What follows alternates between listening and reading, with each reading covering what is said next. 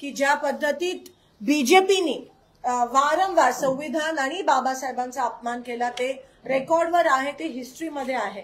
आणि भाजप जसं मी म्हणाली काही त्यांना मिळालं नाही तर खोटे आरोप, आणि त्यांच्या आरोपाला काही तथ्य नाहीये. तुम्ही इतिहासात जाऊन बघू शकता, तुम्ही संसदेच्या सगळ्या रेकॉर्ड्समध्ये जाऊन बघू शकता. ते जे बोलतात त्याला काही तथ्य नाहीये. पण हे आज तुमच्या समोर आहे की ज्या पद्धतीत RSSचे जे आहेत गोवालकर जी असतील ते म्हणाले की संविधान कचरे के डब्बे में डालने जैसा आहे, संविधान ये भारतीय नहीं है, हे पण त्या ठिकाणी ते म्हणालेले. त्याच नंतर ते म्हणाले आम्ही तिरंगा मानत नाही, तिरंगा अशुभ आहे कारण का त्याच्यात 3 वेगळे रंग आहेत. आम्ही 3 शब्द म्हणजे ब्रह्मा विष्णू महेश का अशुभ आहेत का? आपल्या माथ्यावर जे 3 हे येतात ते अशुभ आहेत का? हे मला त्यांना विचारायचं आहे. आणि म्हणून तुम्ही बघता की अलीकडच्या काळातच RSSनी तिरंगा, आपला जो तिरंगा आहे तो फडकवला, नाही तर त्याआधी त्यांनी तिरंगा किंवा संविधानात विश्वासच ठेवला नाही. आणि आता बेसिक स्ट्रक्चर जे आहे कॉन्स्टिट्यूशनचं ते बदलण्याचं पण कट कारस्थान भाजप करत आहे. तर ह्यावरून तुम्हाला कळतं की कोण खरं संविधानाला राखण करतंय आणि कोण संविधान बदलण्याचा प्रयत्न करतं. याच वातावरणामध्ये जिल्ह्याकडे शहरात अनेक ठिकाणी दगडफेकीच्या देखील घटना 7-8 दिवसाकडे घडलेल्या आहेत. याकडे कशा पद्धतीने नाही तुम्ही बघा, देवेंद्र फडणवीसजींची शपथविधी झाल्यानंतर 5 दिवसानंतर परभणी जे प्रकरण घडलं त्याचा पण आम्ही निषेध करतो. हे जे अँटी कॉन्स्टिट्यूशन, अँटी बाबासाहेब जे आता विचार आहेत ह्यांना वाव कुठेतरी मिळायचा प्रयत्न करताय. ह्याच प्रेस कॉन्फरन्समध्ये मी सूर्यवंशीजींना पण श्रद्धांजली अर्पित करते. उद्या आमचे नेते राहुलजी गांधी परभणीला येणार आहेत. कस्टोडियल डेथ झाली, तिथे कोम्बिंग ऑपरेशन पण मोठ्या प्रमाणात झालं, त्याची तीव्र चौकशी झाली पाहिजे या मताची मी आहे आणि आम्ही सगळेच आहोत. आणि तुम्ही बघू शकता की ज्या भाजप आल्या महाराष्ट्रात सत्तेत आल्या ह्या सगळ्या घटना तुम्हाला घडताना दिसत आहे.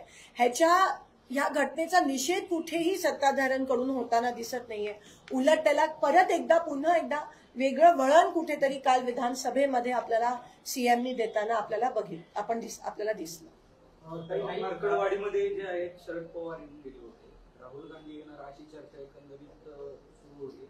मार्कडवाडीचं प्रकरण हळूहळू शांत होतं, ईव्हीएमचा हळूहळू शांत होतं असं तुम्हाला वाटतं? नाही, नक्कीच ईव्हीएमची लढाई पण ही काँग्रेस वर्सेस बीजेपी राहिली नाही. आता लोकांना पहिल्यांदा असं झालं असेल की महाराष्ट्रात जो पक्ष सत्तेत आला जल्लोष फक्त त्यांनी केला, लोकांनी कुठेही जल्लोष केला नाही.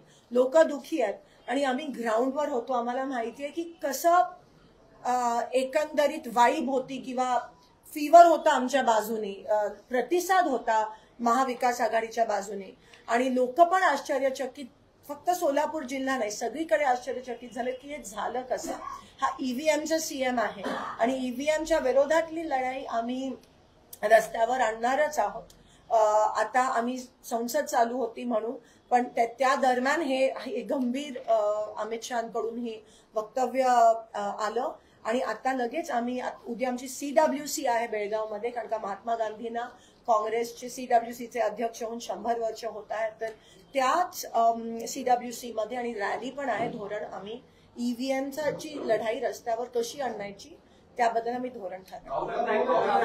तुम्ही ज्या पद्धतीने आंबेडकर विषयावर पक्षपणे काँग्रेस समोर येताना दिसते, पण त्याच पद्धतीनं सर्वोच्च न्यायालयाने दिलेल्या आरक्षणाच्या मुद्द्यावर ह्या निर्णयावर कुठलाच नेता काँग्रेसचा याच्यावर बोलायला भाष्य करायला तयार नाही, पण आंबेडकर विषयावर बोलायला तयार नाही. जे सुप्रीम कोर्टचं जे त्यावेळेस झालेलं इंटरप्रिटेशन त्यावर आमचे जे तज्ज्ञ असतील, मग चिदंबरमजी असतील, मनीष तिवारीजी असतील, त्यांनी व्यवस्थित त्याबद्दल ट्विट पण केलेलं, आमच्या मीटिंग्स पण झाल्या. त्याच्याबद्दल कितपत आम्हाला पटतंय आणि कितपत आम्ही विरोध करतोय त्याबद्दल पण व्यवस्थित क्लॅरिटी होऊन त्यावेळेस धोरण केलं. आणि कदाचित तुम्ही पिकअप नसेल केलं, पण प्रत्येक पेपरमध्ये पण आमची भूमिका त्यावेळेस जाहीर झाली. येणाऱ्या दिवसात नक्कीच जाते. अजून नाही, उद्या अधिवेशन झाल्यावर कळेल. मुख्यमंत्री ठरतात, उपमुख्यमंत्री ठरतात, परभणी सारख्या घटना होतात, बीड सारख्या घटना होतात. त्यांनी पण काल खाते वाटप झालं, गृहमंत्री परत एकदा फडणवीस साहेबांकडे गेलेल्या. कशा पद्धतीने बघता आता गृहमंत्री परत फडणवीस नाही, काल ते सगळे खाते वाटप मध्ये बिझी होते आणि तिथे बीड घडतंय, परभणी घडतंय, त्याच्याकडे कोणालाही लक्ष देण्याची म्हणजे वेळच नाहीये त्यांच्याकडे. सत्तेसाठी एवढे हपापलेत की त्यांचे वेगळेच कार्यक्रम सुरू आहेत.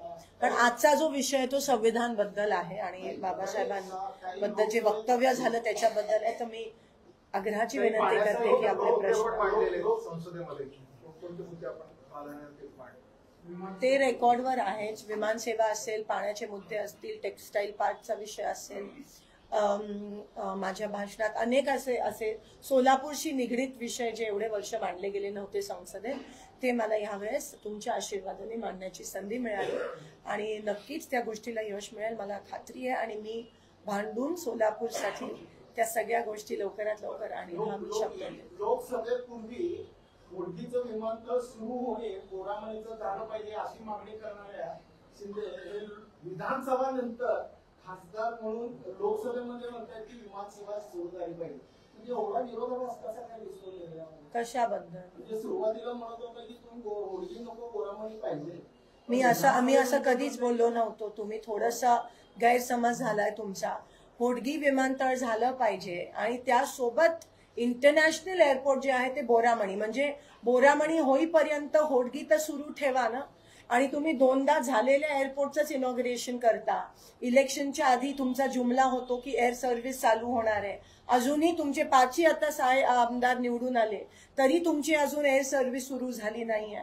मग बीजेपीचा हा जुमलाच समजावा.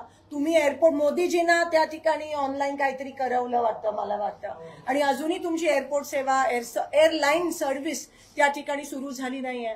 आता शेवटी आम्हालाच करावं लागेल आणि आम्ही मागच्या वेळेस करून दाखवलं आणि ह्या वेळेस पण करून दाखवू. नाना पटोले आणि याची भाषा करतायत. नैतिक जबाबदारी म्हणून नाना हे प्रदेश अध्यक्ष पदाची राजीनाम्याची भाषा करतायत की महाराष्ट्रामधून गेलेल्या खासदारांचा विरोध म्हणून त्याला एक म्हणून. नाना भाऊंनी जर काँग्रेस पक्षाचा किंवा इंडिया अलायन्सचा जो काही महाविकास आघाडीचा जे काही पराभव झाला, सगळ्यांची जबाबदारी असते की ते राजीनामा ऑफर करतात की मी नैतिक जबाबदारी घेतो म्हणून. त्याच अनुषंगाने त्यांनी ते केलं असावं. आपका लोकसभा के भाषण के अंदर संभल का कहीं नाम नजर नहीं आया आपके पूरे लोकसभा के भाषण नहीं, हमने संभल, ऑफ कोर्स मैंने बोला कि क्या आप संभल के लिए माफी मांगोगे? आप ठीक से सुनिए.